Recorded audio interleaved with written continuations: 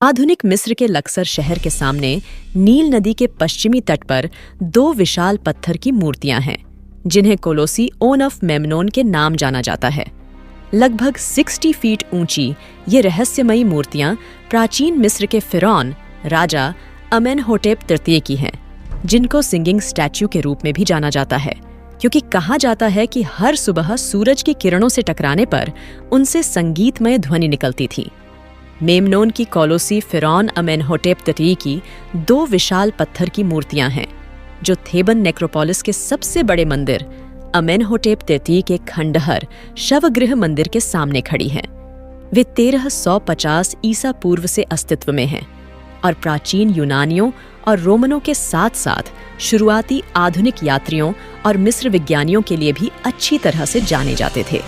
मूर्तियों में ग्रीक और लैटिन में 107 रोमन युग के शिलालेख हैं, जो 20 से 250 ईस्वी के बीच के हैं। सबसे उत्तरी मूर्ति पर मौजूद इन शिलालेखों में से कई ग्रीक पौराणिक राजा मेमन का संदर्भ देते हैं, जिन्हें तब गलती से प्रतिनिधित्व करने के लिए मूर्ति माना जाता था। जुड़वा मूर्तियां अमेनहोटेप तृतीय, फ्लोरिडा 14वीं शताब्दी ईसा पूर्व को बैठी हुई स्थिति में दर्शाती हैं।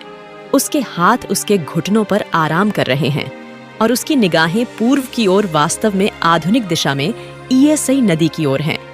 उसके पैरों के बगल में सामने के सिंहासन पर दो छोटी आकृतियां उकेरी गई हैं। ये उसकी पत्नी तीये और मां मुतेम्बिया हैं। साइड पैनल नील देवता हापी को दर्शाते हैं।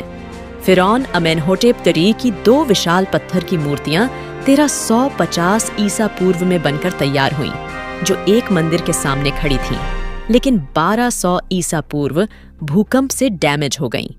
27 ईसा पूर्व में एक और भूकंप ने मूर्तियों को पूरी तरह से क्षतिग्रस्त कर दिया था। एक समय पर ये दोनों मूर्तियां अमेनहोटेप के स्मारक मंदिर के प्रवेश द्वार पर खड़ी हुई थीं।